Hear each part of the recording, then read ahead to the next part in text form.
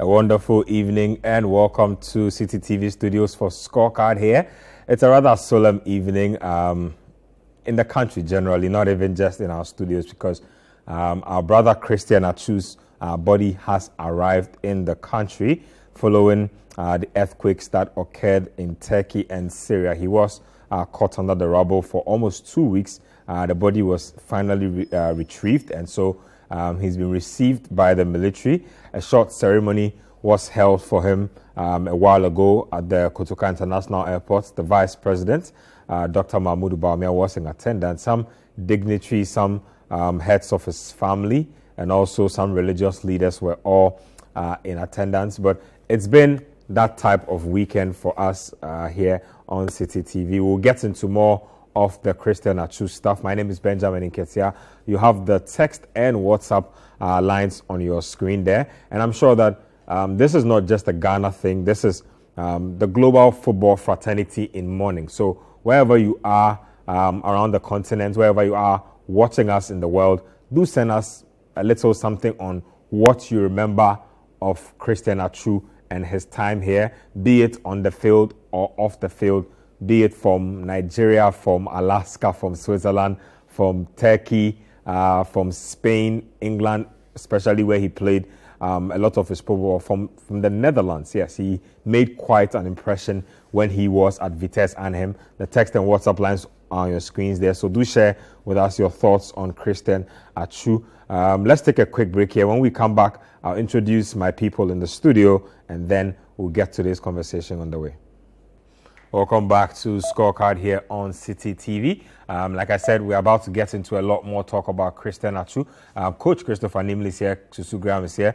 Gentlemen, very solemn times. Ngetia, look, if I had my way, I would not be sitting here this evening, but we have to work. Mm-hmm. Because at the end of the day, this is what we do to earn a living. But the very few things I want to say is that I want to thank God for the life of Christian Atsu. I want to thank God for the sort of things he did in the very short spell. Mm-hmm. He showed that he was indeed an iconic person. He was indeed very benevolent. He was a philanthropist. He was somebody who felt for the needy. Mm-hmm. And if you've got somebody like that in and around society, we can only do the sort of things we are doing for him. My humble request and prayer to the Lord is that his how many kids? Three, yeah. His 3 children will be looked after. I believe he's done enough. He's worked enough to have saved enough to ensure that the children are given from now on till they become independent. They are given proper future. Their education, I believe strongly, will not be jeopardized. And may God take care of the family. That's the most important thing, honestly. May God honestly take care of the family. And may his soul rest in perfect peace.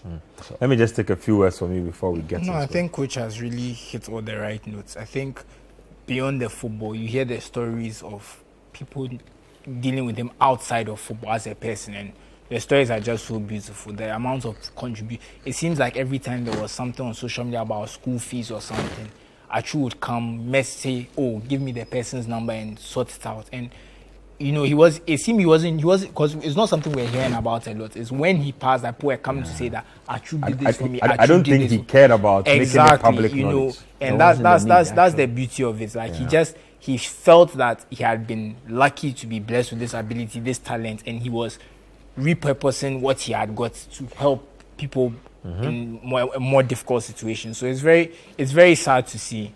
It's very unfortunate how these things happen, because that's exactly why he was even in Turkey, because of this football journey, to make sure that his family was taken care of and all of that stuff. Because we saw he's played for so many clubs, he's moved around. So, and even we heard the story that he was considering a move to France. He changed his mind on the day because he had scored the winning goal. You are just wondering what if. So it's a very difficult time. I can't imagine what his family is going through, having this tragedy play out in front of everyone. Everyone is always like asking you questions. You are just as confused. It must have been a tough time for them. And it was nice to see everyone rally behind the hope that he would be found. It wasn't to be, unfortunately, but honestly, his humanity is what has stood out for me, and it just shows that when you're a good person, everyone remembers, and he was one of the best. Look, we share in his pain, okay? Because I can imagine the pain he would have gone through. Yep. Those are circumstances no human being wants to find themselves under. I can imagine. Yeah. And I can imagine he will be asking the good Lord, why me? Before he finally said goodbye. Yeah. Why me? Not in this state. So many people are depending on me for their livelihood. Why me? So we share in his pain, and may God bless him. Well, talking about sharing in his pain, a lot of the clubs that he represented paid their final respects of some sorts to him this weekend. Chelsea Football Club, where he signed and was eventually loaned to Vitesse and him in the Netherlands, they shared their tribute. Vitesse did their own thing for him. FC Porto, where he first actually rose to prominence, also did something to commemorate the memory of Christian Atsu. Let's take a look at the various clubs, just remembering Christian Atsu and what a beautiful person he was while he was with us. And indeed, Christian Atsu has lived a proper life on this planet, and that's why everybody is showing the sort of emotion they are showing towards him. May he rest in perfect peace. Let's move the discussion on, and let's get to this week's Ghana Premier League action. Some big games happened. It was Adriana Stars up against Accra Hearts of Oak in Doma. There was also in Swatchaman taking on Asante Kotoko. So let's do back-to-back highlights of those two games, and then we'll come back and discuss in the studio. What a let-off for Adriana Stars. That's gladly a let-off, but now it's Sam Adams. Across the face of goal, and that is the first goal for Adriana Stars. Right in the good place. Right. This top of the table clash here at the Accra Sports Stadium. Sam Adams. Quick reorganization from defense. And then they come forward through Shaibu Idrisu on the far side.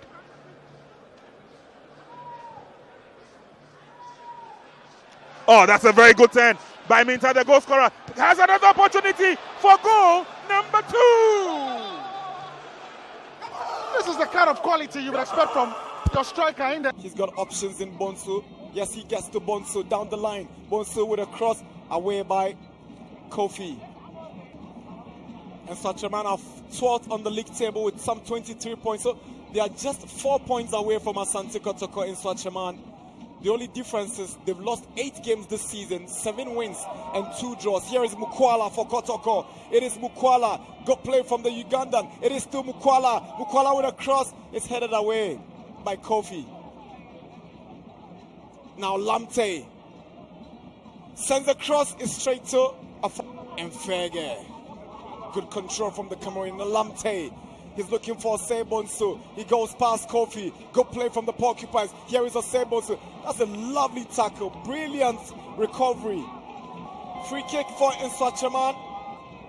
Cortez delivery, and it goes over the bar for a goal kick. Stoppage time, and so referee.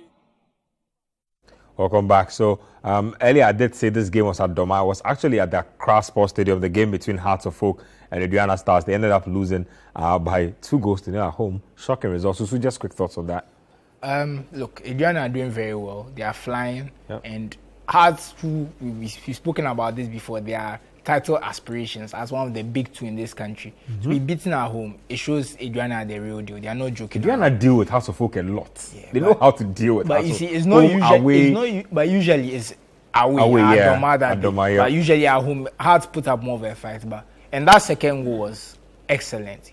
He really dealt with the centre back, and a very good finish. The turn away. Yeah, that was a very sweet goal. Very sweet goal. But look, Hearts and Kotoko, they are slipping up, and we know they are the ones who always feel like it's their year to win the league. But if they can't stop Adriana the way Adriana are going, it's going to be a 3rd winner in about 3 years, if I'm not correct. Yep. If I'm not mistaken. Yeah. So it shows that there's some nice competitiveness in the league. But some also argue that it means that no team is able to stamp their authority and build a dynasty and be consistently good. So it depends on the way you look at it. in terms of the entertainment value, maybe it's good that there's different winners, but we also need strong teams to be consistent, because if you especially for continental thank reasons. you, I was about to go there, because you need to get that experience, continue, improve, and if you are every year we are changing the team that goes to Africa, it's a problem.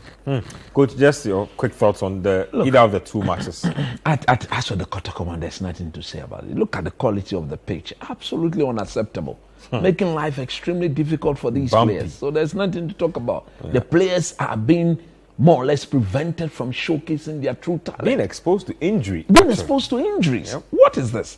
So I don't want to talk about that. Let's a quick comment on the Hearts of Oak game itself. Look, Hearts of Oak will lose many games, because if this is the way you are being coached, then there are issues with you.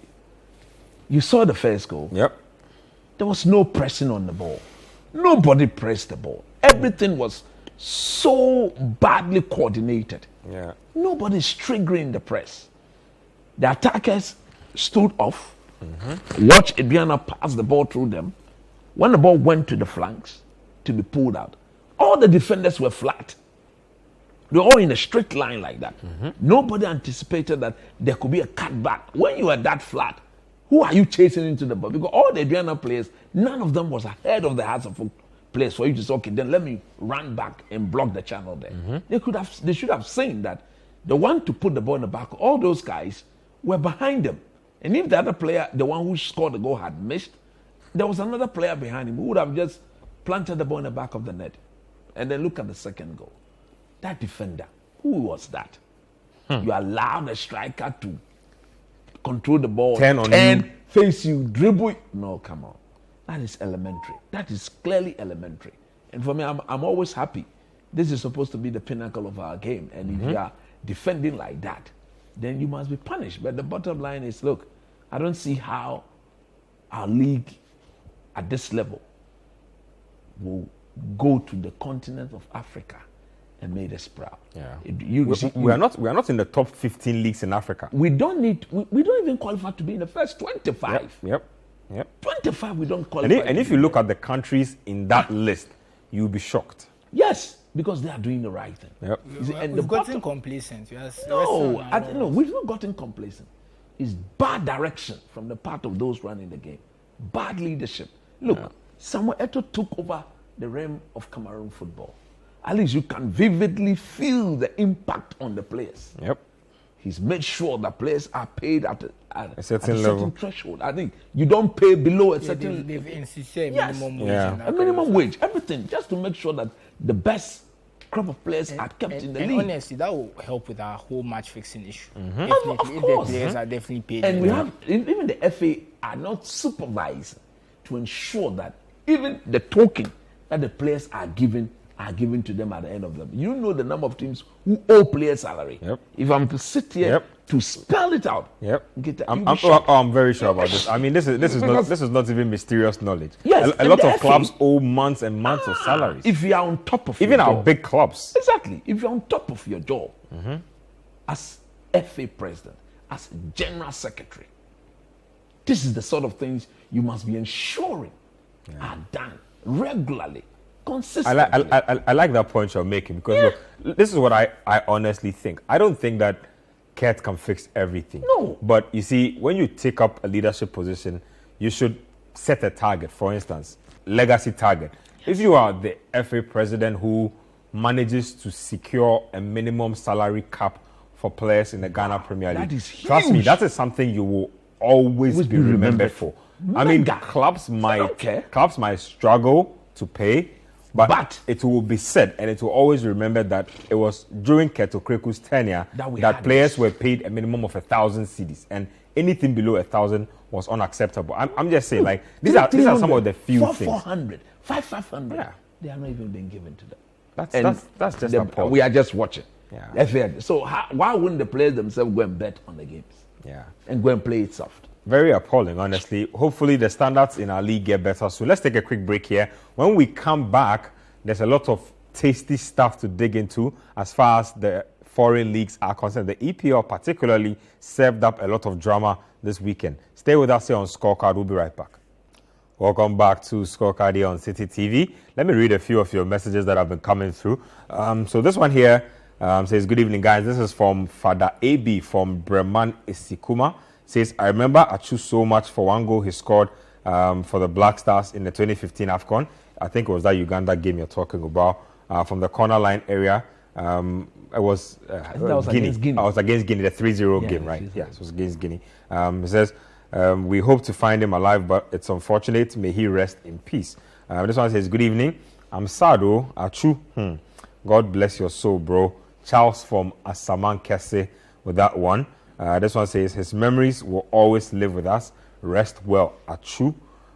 Chris from Achimota says, Atsu was a blessing to us. His beaming smile was infectious. He is in a place of rest. Okay, so rest in peace, Christian, you say. This one here says, I truly remember him when he played against the Egyptians in Kumasi when we thrashed them 6-1.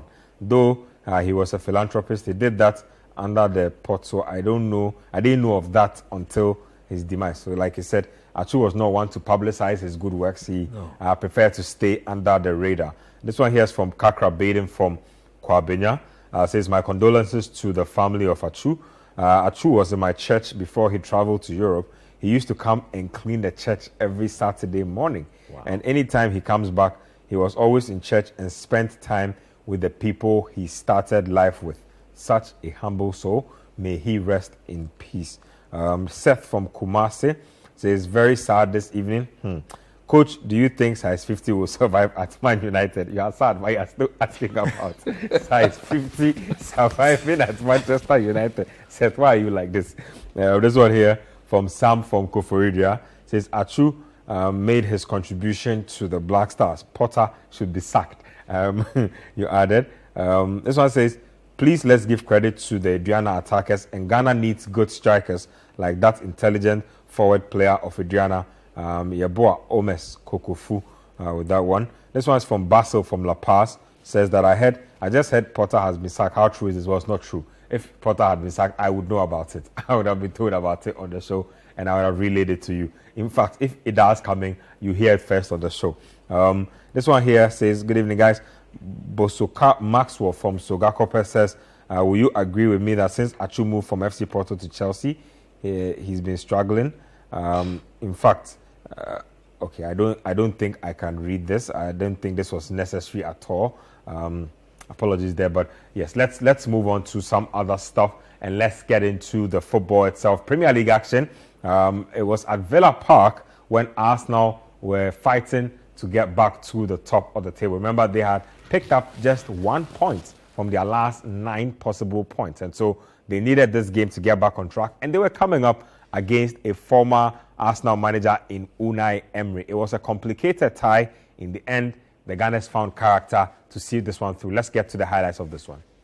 And my favorite part about this game was Martinelli just opening his arms to celebrate before he put that away. Imagine if he had missed a chance or the defender had managed to close him down. But in the end, Arsenal needed to show character, and that's exactly what they did. Coach, huge 3 points for Arsenal. Major 3 points. Look, we did a game on radio, and you remember what I said was that they will have to win.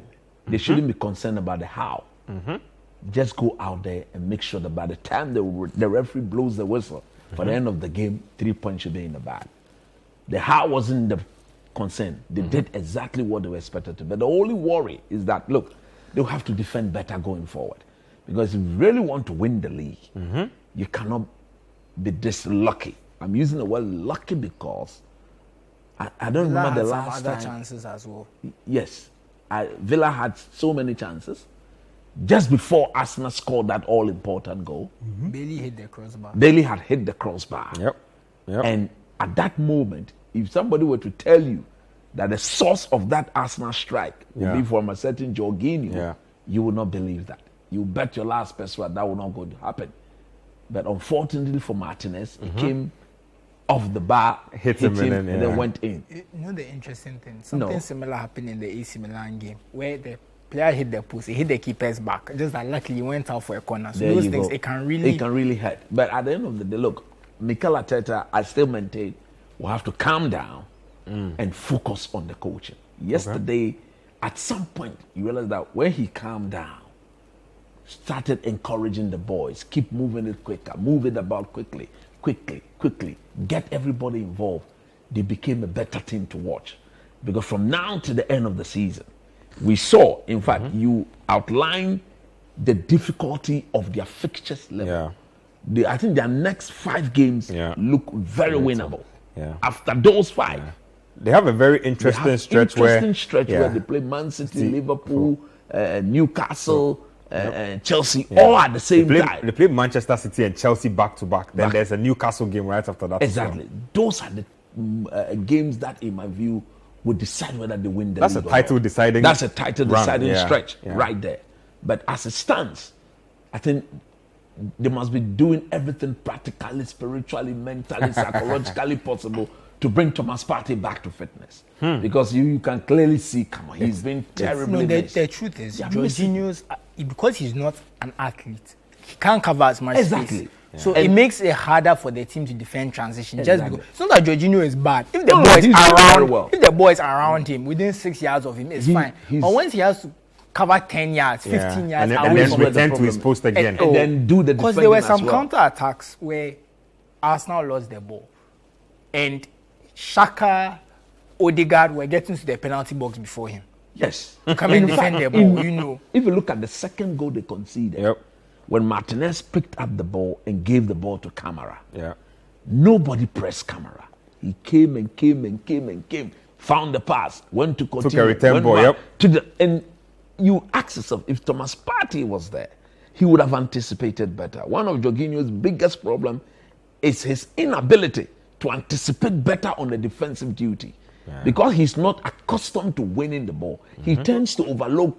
Coach, I don't even think that's the problem. I think that he just isn't fast or quick enough. So you don't need to be fast and quick enough. If you can anticipate, you can see where the danger is. They just go and stand there. I think when you're playing centre back, it's a lot easier. But if you're in the midfield, where it's a dynamic role, and you don't have it, I'm just saying that. I understand what you're saying. He just, even when he sees it, sometimes you see him trying, but he's thinking to himself, if I go, will I be able to come back? Let's say he tends to see it very late. Thomas Partey will see the movement of the ball and say, look, I think when I'm here, eventually to come there, then I will deal with it. Partey doesn't go about chasing the ball everywhere. He's well positioned. He just reads properly. Casemiro doesn't go chasing the ball everywhere. We are not saying he should be like a Casemiro. He's got his strength.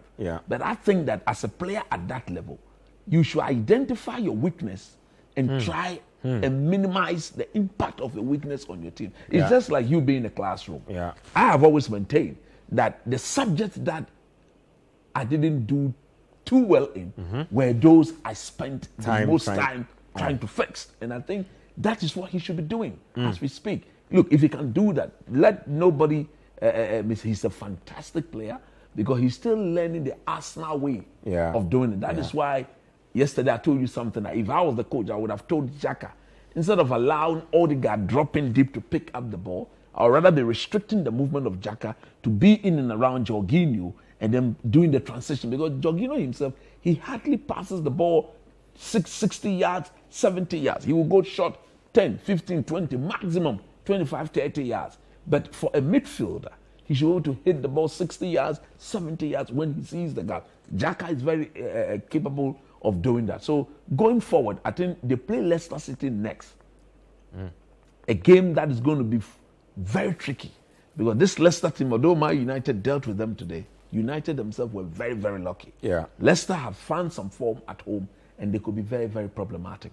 But so far, so good. I have said I want Arsenal to win the league, because if Man City were to win it, they will be equaling a record I don't want any team to equal in the EPL. Personal interest. Let me talk to you about Ben White, because I've zoned in on this a little. Now, I'm saying this because there have been games where Arteta prefers Ben White as his right back.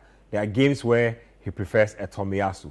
Every time I watch Ben White, I'm honestly always reminded that this guy's a centre back playing at right back. Do you think this is a genuine problem for Arsenal going forward for the rest of the season? No. I think you have to think about Ben White's on the ball more than his off the ball. In the sense that in the build-up, it's how they are using him in the build-up. That's what's most important. I think you're right that sometimes when he's faced with certain types of wingers, he does look a bit more uncomfortable. And Tomiyasu will be more suited to defending those more agile wingers. Because Tomiyasu is a much better defender in terms of. But none of those guys are natural right backs anyway. Both Tomiyasu and Tomiyasu is a very interesting case because he's played a lot of right back and a lot of centre back. And because he can use both feet, he's also even played left centre back. So he's a very versatile player. So even if he's not a natural right back, I've seen him play at left back a few times. Yeah, exactly, because he can play because he can play any defensive position. I think that's why Arteta even likes him on the bench. So like in the game, when you have to make an adjustment, you can plug him in anywhere. But aside that, I think with Ben White, because he's a bit comfortable with the ball, he can move like a more traditional right back, go up the pitch, combine the play, even hit a few crosses here and there. But in certain situations too, because he also has a centre back training, he can drop back into the back line, form a back three with their build-up. So they are able to vary their build-up. So sometimes they can build as if they are playing with the back three, with Zinchenko moving to the midfield. Or if there's just one striker trying to press the two centre-backs, he can move into midfield and give them extra numbers. I think that's the reason Arteta prefers him to Tomiyasu, that he's better on the ball. And I understand, because if you're Arsenal, you're going to, more often than not, you're going to play a game, you're going to have 55-60% possession. So you need to have the better build-up. So you're thinking to yourself, okay, we are losing a bit on defense, but our build-up is much better, which is the same reason why you with Zinchenko, who's not the most defensively solid, is such a key player because he is the build-up. He's able to enter the midfield, overload the midfield and that kind of stuff. So you have to think about Ben White's. You're weighing your pros and cons. Yeah, exactly. On how comfortable he is on the ball is probably his best asset. I think as a defender, and I said this many times when he was bought, that there was no reason to buy him when Saliba was in the team. That I felt that even last season, 2 seasons ago, Saliba was a better defender anyway. So for me, 50 million on Ben White to come and play centre back didn't make sense. We are seeing Saliba playing very well now. He's had his moments, fair enough, but for the most part, he's been very good. And he's vindicated my point. But at the same time, I think Ben White has done very well to adjust to playing right back. And his ability on the ball has really helped Saka because the two of them are combining very well on the wing. And we are seeing Saka's form. And we are seeing how well Arsenal are controlling games, partly because of Ben White's ability on the ball. He is a liability defensively compared to Tomiyasu, but I think because of his ability on the ball, he has the edge. Because remember, right now, teams, you can't say you are going to be a good centre-back who can't pass anymore. Because you are a liability in the build-up. Teams are going to target you for pressing. So you need players who are comfortable on the ball. So I think we have to consider the way Arsenal are playing and what they are trying to achieve and why they use Ben White. Because I agree with you. I'm not convinced by him as a defender, pure defender. But I also understand what he offers in the build-up and why he's so important to Arsenal. Coach, would you consider buying a natural right back if you were Mikel Arteta or Arsenal? Maybe not this season, but going forward. Next season, he has to address that. Because Ben White wasn't bought to come and play at right back. Arteta had issues with Saliba. Now Saliba comes in, he's gotten everybody to accept the fact that he's the better centre back. So he needed to find a position for his £50 million player, or else the owners will be questioning him. Why did you make us spend 50 million on Ben White? On somebody you don't intend to use. Yeah. That you don't intend. So that is why he's been forced. But the young man, I mean, he's adjusted very well, but he's always been the weak link. If you go back again to the goal that second goal they conceded, he was caught unaware. His body shape was completely wrong, and by the time he recovered, the ball was in the back of the net. It is better. It's defensively. It is better when you use specialists. Don't ever think of using a mixture because your goalpost is right behind them. So if they are not specialists in the position, they tend to give a lot away. And by giving a lot away, you end up conceding goals. Make your work very, very difficult. So yes, he's adjusted this season, but I'll be shocked if they don't go into the market and get. I think they can afford to have Gabriel, Saliba, and White all at centre back. But they bought another Polish defender from Italy. He's definitely going to be a backup. I don't think. So he's good. But of course, if you look he's more to upgrade on Rob Holding. If you look at what they are looking at doing, I think it's time they let go of Rob Holding and then get their. Look, I believe that if you want to do well, you need 4 solid centre back, all at the same level. So there are times where today it will be Saliba, Gabriel. The next move is Ben White, Gabriel. The next mix and match. You can mix and match. I'll be honest. The way I see Arsenal, I don't even think they necessarily need a new starting right back. I think Tomiyasu can do the job.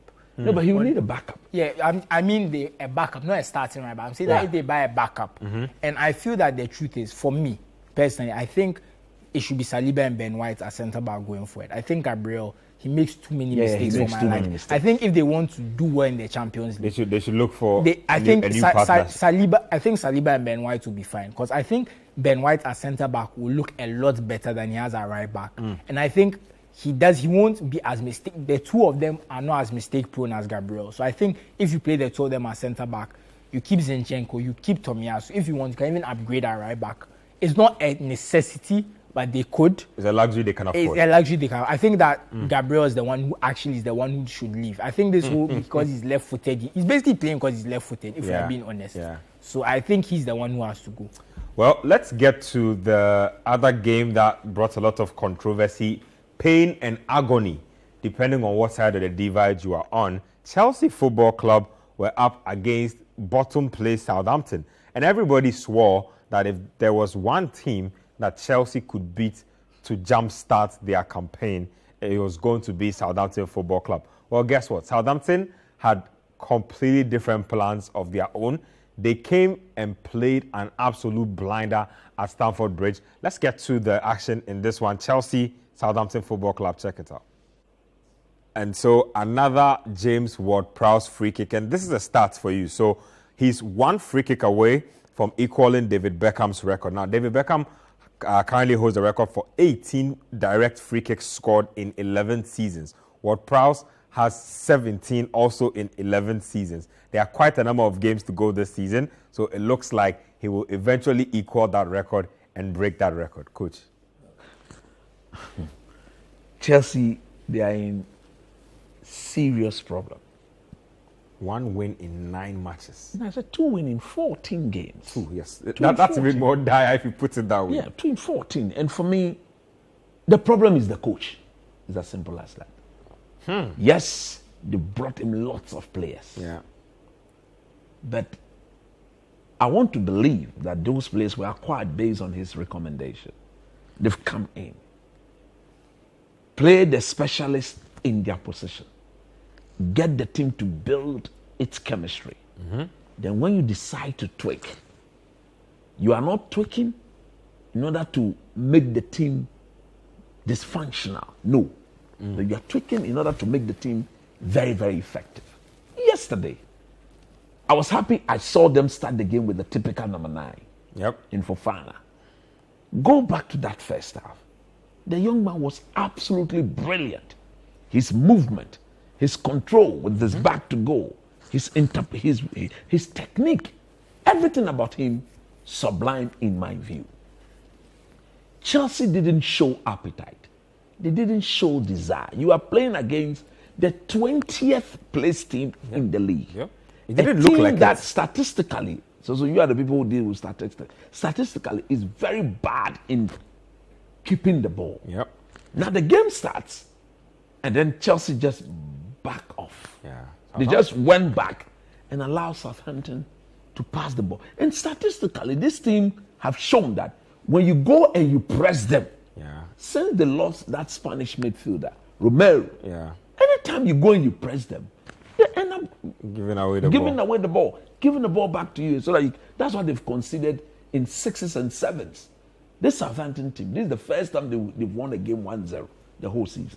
Anytime probably they wanted second or third clean sheets or something. They've kept the least clean sheets in the league. Anytime they've won game, most often than multiple goals. They need to score 3 or 4 goals before they win football games. They are at the bridge.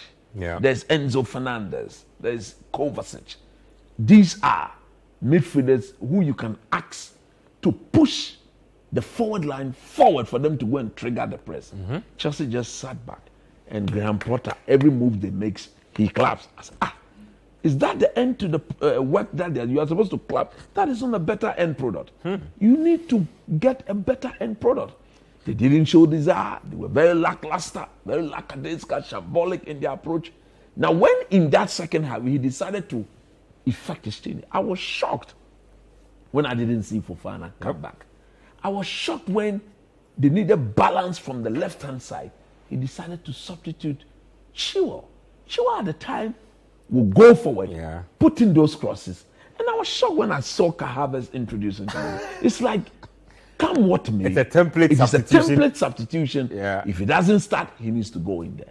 You saw the situation where he went past He the dribbled defender, he between dribbled three players people, and fell down shot the box. Then he fell on top of the ball, looking at the referee that he'll be awarded. I said, what? That sequence If I'm was the coach- honestly very comical. If I'm the coach, I pull him out again. If you are a coach with a standard, Yeah. you are chasing the game, you are playing against the 20th position team in the league. Yeah. You should be blasting that ball in the And back they were of the playing net. without one of their best defenders too. Salisu was missing this Yeah, game. he was missing, either due to suspension or Yeah. injury or so, because he was not even In the a team sheet as well, yeah. He was missing. And for Chelsea to have lost, and did you listen to him speak? You hear what he said? Graham Potter. Oh my goodness. The Chelsea supporters, you remember he was trending as number one. Yeah, he was. After the game. Yeah. He said he knows anybody who wants to blame him as he cannot be the problem of the team. He will make sure he's working through the difficult situation and make sure that, why can you be talking like that if you're a manager? What do you want him to say? You should take full responsibility. It is when you begin to be responsible for the output of your team, that is when you see the need that, hey, my job is on the line. I need to fix this. Well, I need to fix that. I need to fix that. Maybe the And when owners you have been don't giving him a lot of reassurances in the background. Maybe that's why he doesn't want to own up, or he doesn't want to feel responsible for this sort of performance. For me, I'm happy. I've always said it. It's only that when I get home, my wife at times will be very sad. But so be it. She can be sad. I'll use my Man United mood to get her to recover quick. I know where I will embrace her and say, you don't need to be worried. I'm here. Boss, so after the Chelsea, they can Sheikh Niaba. Altani Mubarak. You understand? You see, when there's something like that, I'm okay. I should keep suffering. Charlie, my goodness. Coach Ebo Mode. I mean, Look, fingers have been pointed I at kind Potter. of disagree with Coach, and I explain why. It's not that if you are the coach, the final responsibility is on you. That's plain and clear. But I think to a certain extent, the players have to take responsibility. The reason I'm saying this is I'm looking at it from a stats perspective. So where is Obama? Coach, let me finish. Why is he not playing? Coach, let me finish. Oh, Let me Charlie. finish. Coach, just let me finish. You have a point there because part of the problem is finishing. Because if you look at the games in this sequence that Chelsea have lost, they've had the better XG most of these You games. watch them against Look at the Dortmund game. They created all the chances in the And that's world. exactly what I'm saying. Yeah. You know, Chelsea have created like maybe 20 XG or something. I have to find the exact figures. And they've scored like 4 or 5 goals in that period. This is about 15, 40. Like, you get what I'm saying? This is at least 10 goals that should have been scored based on the chances they've created that haven't been scored. So for me, And that's why you don't want to blame that's the why coach. I can't fully blame the coach. Because the chances are at least being created. You are creating the chances. The one you've given the responsibility to score is not. No, but you there's one sitting there, you use it. But you see, coach, even for me, the reason I'm saying this is that XG is for the average player. Okay. Right? Yes. It's for the average players. The average player is expected to do this in this situation. Chelsea's players are above average. Even if they are not Aubameyang or Fofana, the forwards they have are above average forwards. These are not, it's not like he's doing this. And when he was doing this at Brighton. So just before you come, goal scoring is an act. No, coach. It doesn't come overnight. No, coach, I agree with You you. constantly rehearse, see the situation, get used to it. So that when the situation, okay, And coach, that's I've what seen I'm- this before. Coach, Bang! that's what I'm coming to. When it was happening at Brighton, I was critical of him because I knew that at least at Brighton, you know the players are not of as high quality. Yeah. So if you are creating certain chances and they can't score those chances, you can argue that, okay, the players are not good enough. But we've seen these Chelsea players score chances before. It's not like these Chelsea players were not scoring. Chelsea have played most of last season without a striker. Yep. And they were scoring goals. The season before that, wasn't Kai Havertz the player who scored in the Champions League final? They had Timo Werner missing chance, but they were still creating enough to score. So if I look at this Chelsea team, who have basically not used a striker for about 2 years, because the moment Tuchel came, he froze Tammy Abraham out. Yep. So the best part of 2 years, Chelsea have played without a striker and they've still been they scoring. had Lukaku who didn't work out. They brought in Timo Werner. Timo Werner when he came. No, but if we are all being honest, Chelsea have had goal scoring issues in the last 3 seasons because, it's because if you look, I because know this, they've been but trying it's not- to not play with a striker. But that's what I'm saying. It's not been this bad. The finish has Yeah, not been yeah. this bad. And that's the point I'm making. Not to say that they don't need a striker. I agree with Coach. They should be playing with the striker ideally. But I'm also saying that the level of finishing that the Chelsea players have displayed in the last 2-3 months is unacceptable. So there's only so much a coach can do when the chances are there and they are not finishing them. I agree with Coach that maybe if Aubameyang was playing, some of those chances would be taken. Right? We can concede that maybe that is part of it. But even then, the level of finishing is so bad. And that's my point. Because it reaches a point, there's only so much a coach can do. If a coach has a team, they are kind of limiting teams to a certain extent. They are not conceding too many chances. Yeah. They are creating more chances than the opposition, and they are not taking the chances. And what about the aspect of yesterday? They not showing proper desire, appetite. Yeah. Because they were pressed out of the game by Southampton. I couldn't believe that.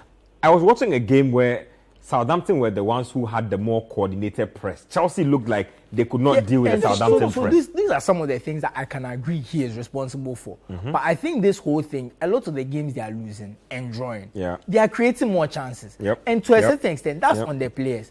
And he's right. Kai Havertz especially has to hold a lot of the can for this because he's been atrocious in the box. And for him, it's even more unacceptable because so many coaches have been playing him as a striker. So if anything, he has had the most practice in those situations. But his finishing is nowhere to be found. He gets in the box. It's like he's afraid to shoot. There was a match one Sunday, I remember. If you had watched the one yesterday, where he dribbled. All he had to do was to poke the ball. No, I'm saying that there was a match. Was it against West Ham or something where he basically had like 3 free headers or something, and he scored only one.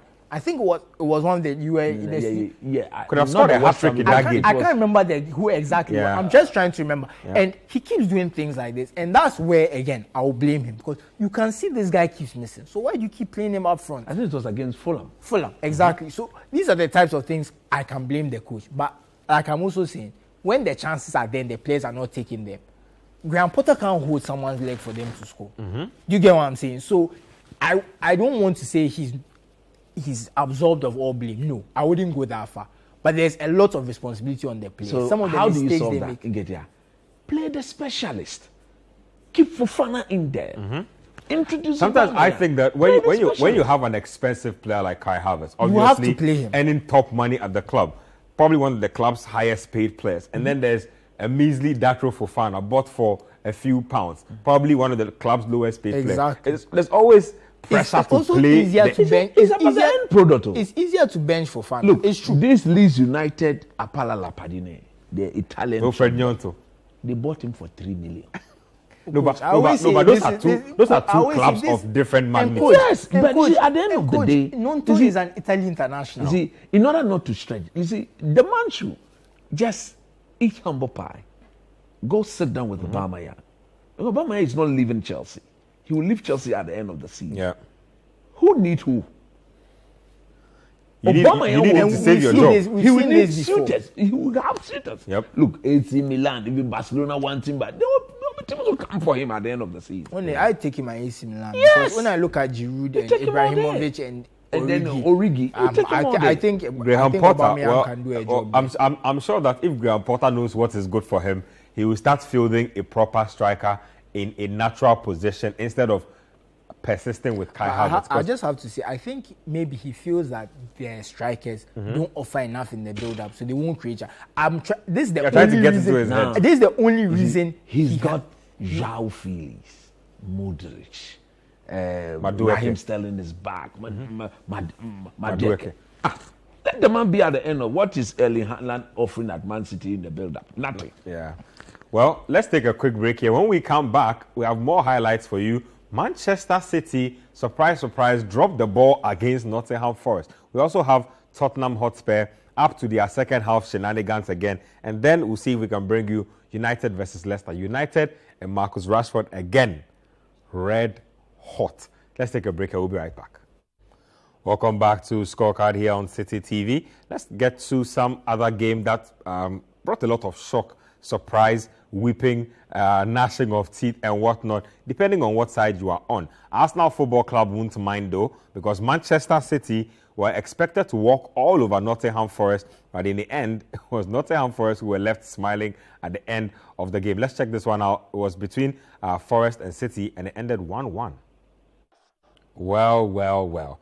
Chris Wood scores seasonally And this was one of those Chris Wood goals. Look, I'm telling you honestly, yes, maybe he might score next week or the next, but don't be shocked if Chris Wood goes another 6 months without scoring. And that's how Manchester City will be feeling. A guy who scores very sparingly, getting such a crucial goal against. Let me start off with you, Susu. This was really supposed to be a walk in the park. You know, and this is one of those things where I'll say, I will blame the players. You saw some of the misses that they were missing. What can you do as a coach when these chances are there and the players are not taking them? Like, what can you really do? So, you see, when you are a coach and you have Haaland missing like this, From 4 yards out. but Havertz and Co. every week they are missing. You are still playing them. You should take them and bring somebody else. Yeah. No, but all jokes aside, Yeah. look, it was Nottingham Forest were a bit lucky.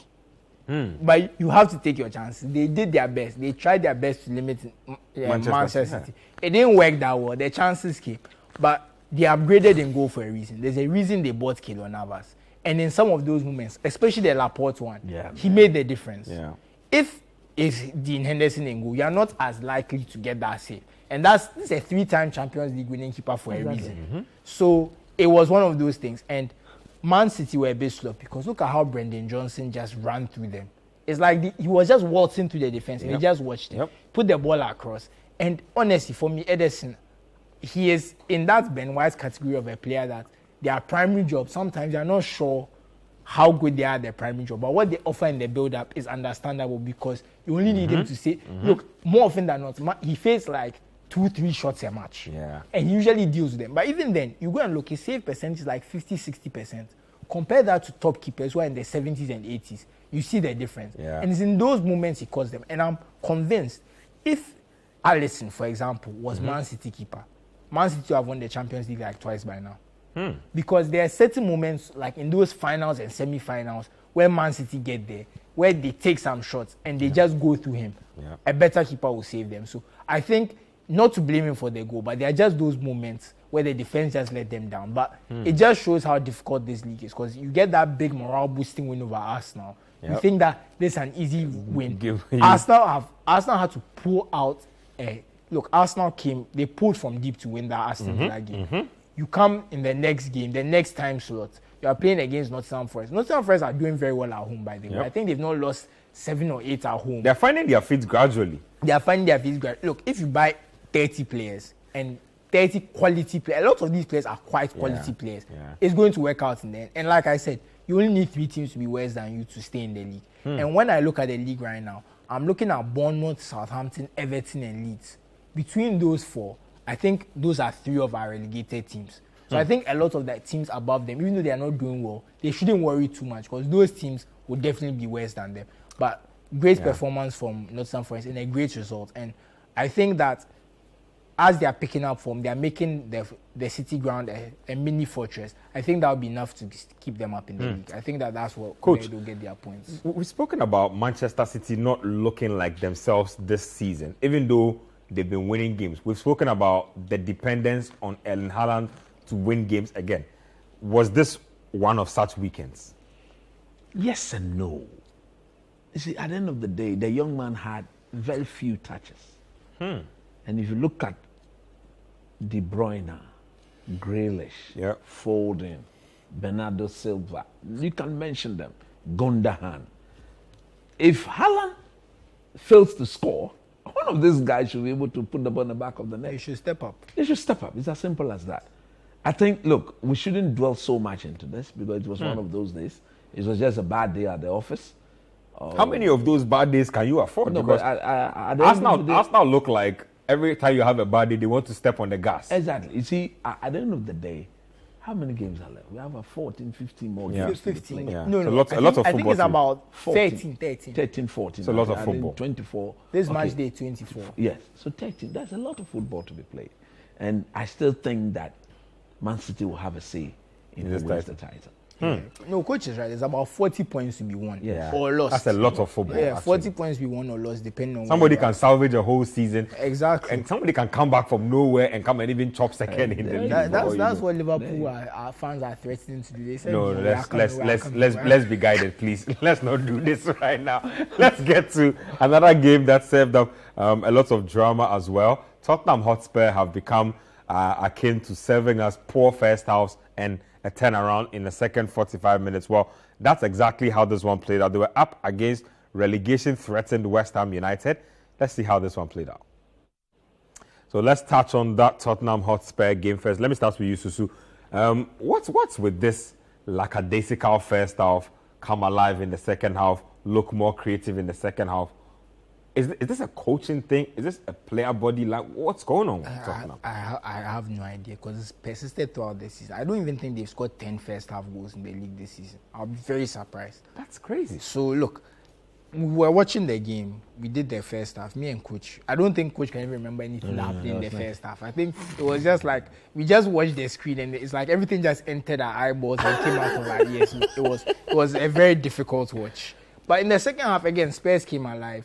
I think Emerson Royale is looking a bit better. He's a bit more confident. He's looking very confident in the last 4 weeks or so. And you know the crazy thing? He just spent, 43 million on somebody who has been brought to come and kick him out. Kick him out. So it's funny like that. But look, even Son, he's not looked great. He's only scoring off the bench, like you are saying. I mean, there's a lot wrong with this team. And I don't know what it is. Richarlison is waiting for his first Premier League goal. Yeah, I think he scored like 3 goals in all competitions or something. He's the worst signing of the season, or high-profile signing.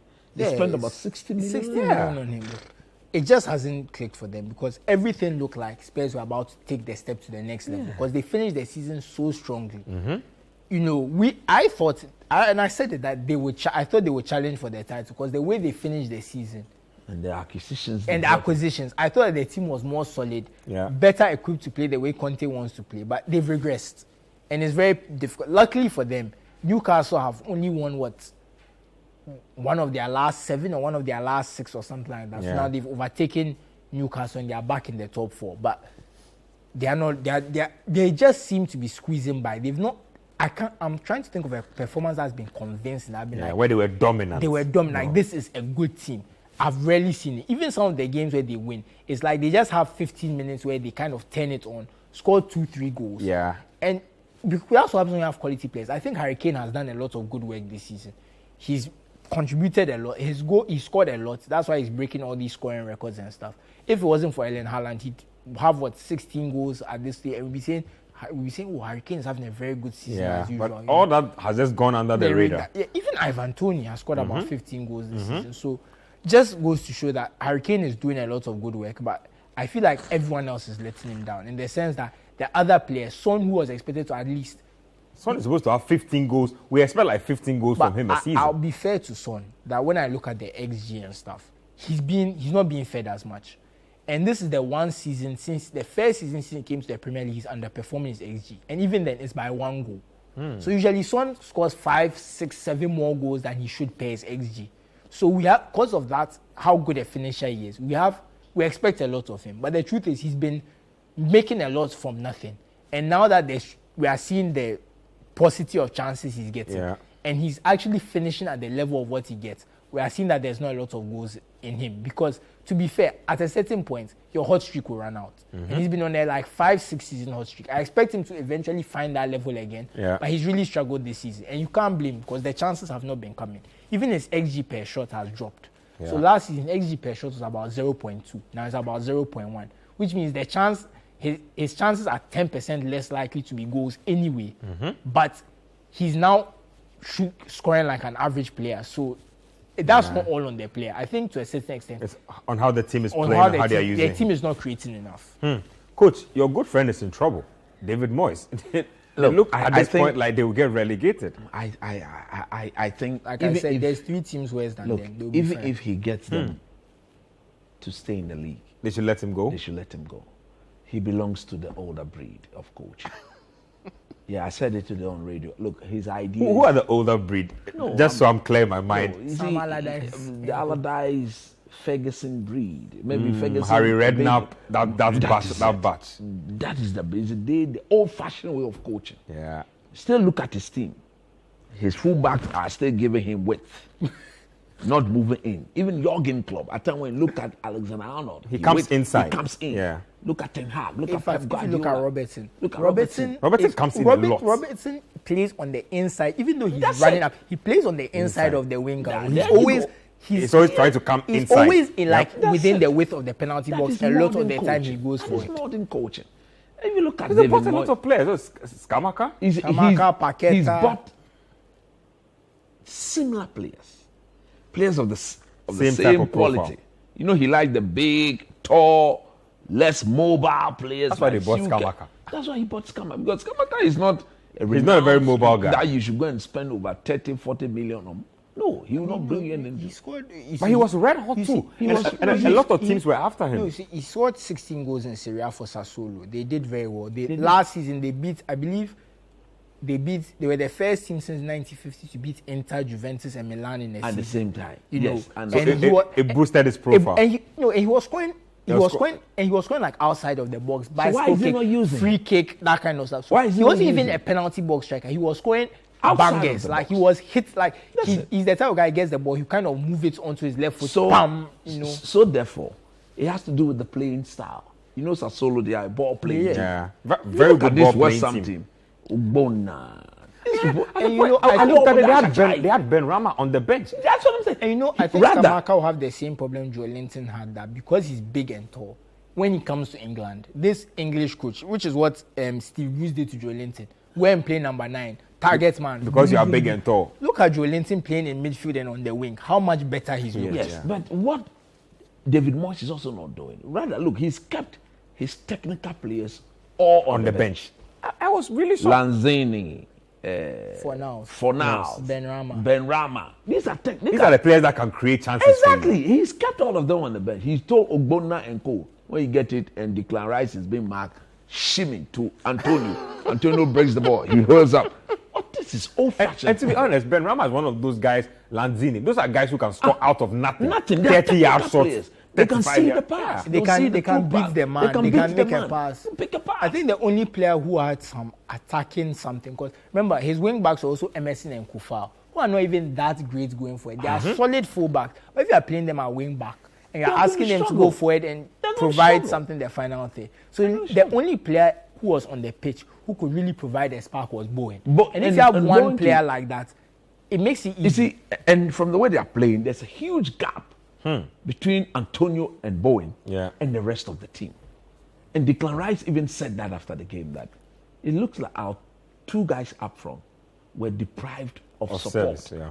Not only service, support. Support, yeah. When you go long to Antonio, Someone needs to be there. somebody needs to be there. When he holds up the ball, When somebody he holds up can the link ball, up with. Link up and then let's go to Bowen. Because Bowen tactically should be isolating one of the Spurs defenders to take him on. But there was nothing of the sort. Like I'm saying, that maybe like Susu would normally say, there are 3 worse teams off than them. So they will they will stay. survive. But going forward, he They need to cannot move be the away man from of the future. Yeah, because if you are investing such money in a team, you need They better. were 6th last season. Yeah. Look at the They're regression. battling relegation. Relegation. That is unacceptable. Was it 6th or 7th? Yeah. I mean, somewhere around they are the in the European places. Conference, I think they were below. I think Man U were Yeah. 6. Man United were 6th, so they Yeah, were so 7th. that's a conference league That's a position. conference league Now they've regressed into relegation. That's not But you know, good. they're funny. I think they've won nearly every game in the Conference League this season. Funny Imagine. enough. Sometimes there's a trade-off. Do well in Europe, suffer then in the suffer in the league. league. Just quick thoughts on Yeah. that United game. Look, 3-0. Look, it was before the game. I was very skeptical because of the number of games that Man United And as they a team started are poorly. playing, and they started the game very, very poorly. But for David De Gea, I think Leicester should have been 2 goals up. There was a very good save from Harvey Barnes. Harvey Barnes, I just don't know how he did that. That guy is Even a world-class the goalkeeper. Iheanacho. Even the Iheanacho header. As for the Iheanacho header, once was he was behind on him. the move, all he needed to do was to stretch and then palm it out. But the Harvey Barnes' save was absolutely world-class. And he was bent on breaking or setting the record of 180 clean sheets today. And he was super.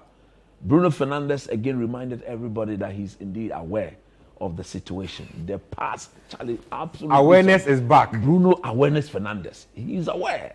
And that Marcus Rashford pass with the outside of his foot, just inviting him. Charlie, somebody told Go Rashford kill that it. we beg. Like we beg. Yes. Hey, like And- who angered this guy? Very No, arrogant. but can I Is it say that something one? about Bruno and Rashford? Go ahead. They are much better coached this season, and you can Of see course, it. it's the Ten Bruno Hag factor. Fernandes, I used to complain about him all the time. He gets the ball. boom, he gets the ball. It was almost like he's afraid to hold on to the ball. Yeah, he hit it. Because now, at that time, it's like there was nobody stepping up. He was being made responsible for everything. Now the coaching is very simple. You are more like an assistant than a finisher. No, right now, Bruno, But sometimes he's in very the box. patient in his build-up of late. Sometimes he's in the box. Bruno Fernandes is in the box, and he's he's not not shooting. shooting his pass. He's picking the pass. I mean, Ten Hag. It's serious, like, Ten Hag has and you been can immense. see, like, Yeah. because he's even, and I spoke about this, that Bruno right now, even the long passes, he's taking less. His pass accuracy is going up. You can see the statistical indicators are there. And look at Rashford. He's making better runs. He's in better positions. Sometimes they say, okay, play through the middle in this situation. He started in the middle with Vegas at 10. Sancho came on, moved into the number 10. Vegas moved up front. He moved to the left. He scored again. So, look, he's playing, and that's the coaching, because the coach can Coach see Papa the Dia, quality. No.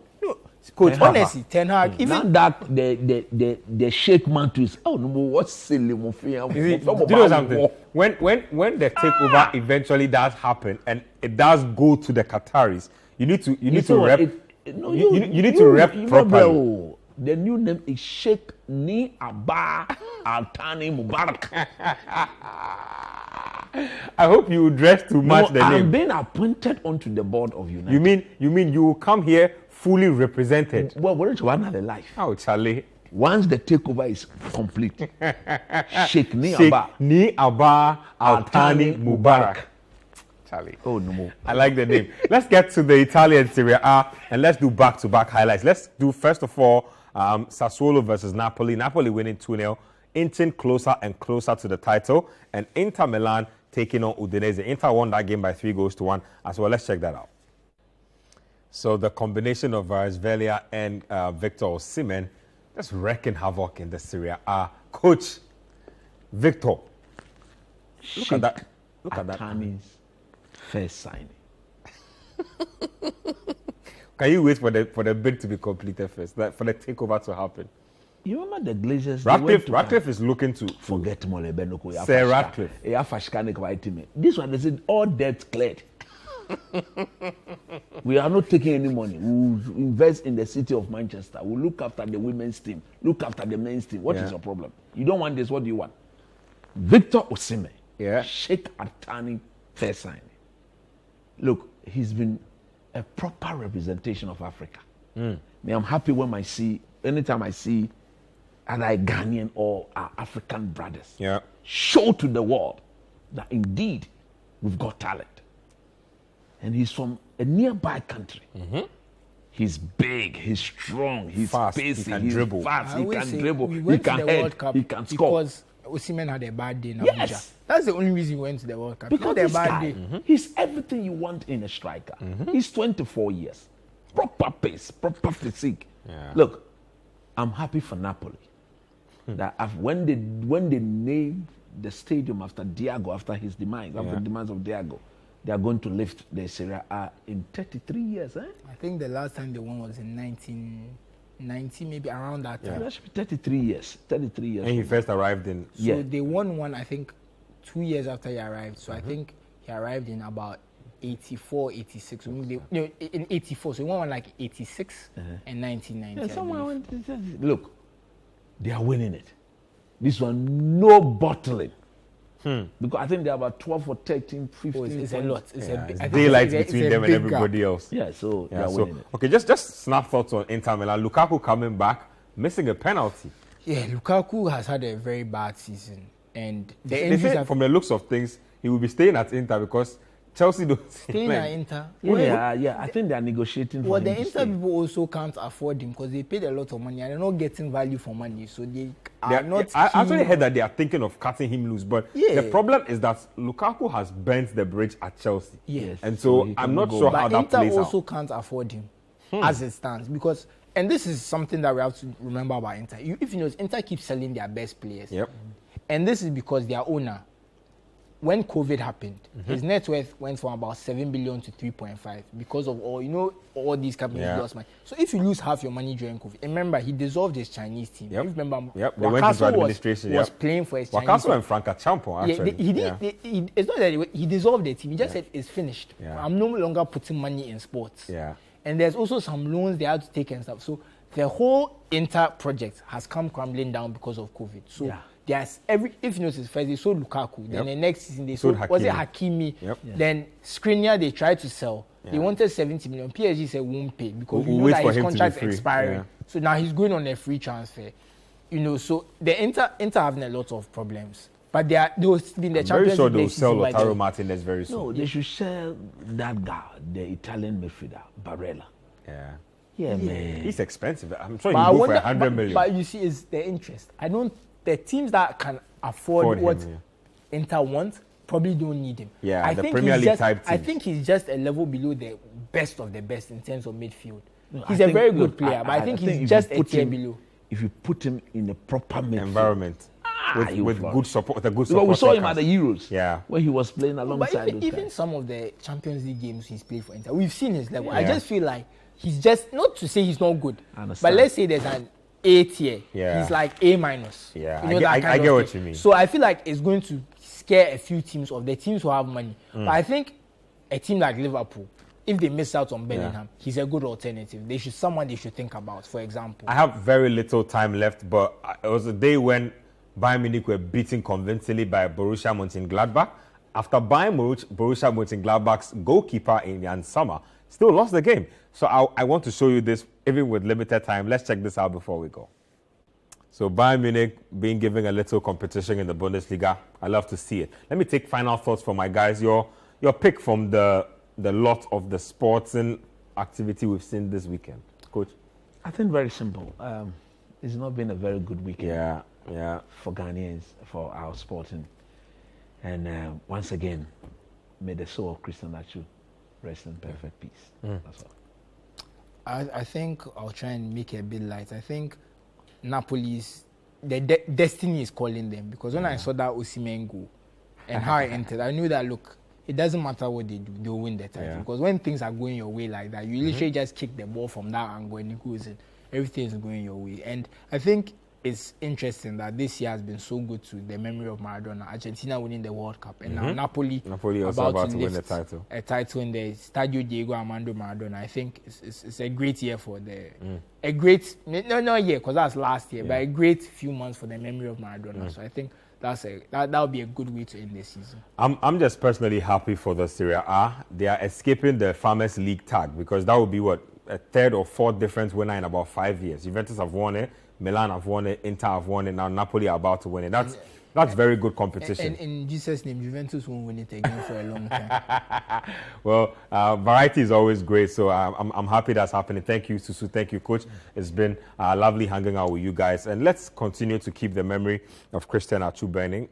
He's been a great ambassador for the country. Hopefully, in the next couple of days and weeks, we'll have more clarity to what will ensue with regards to the final rites of passage for him. And so we're happy to have his body back. Let's continue to have his family in our prayers. My name is Benjamin Iketia. Thank you very much for your text messages. For everybody who contributed to the show, we thank you very much. Same time next week, you know where to find us.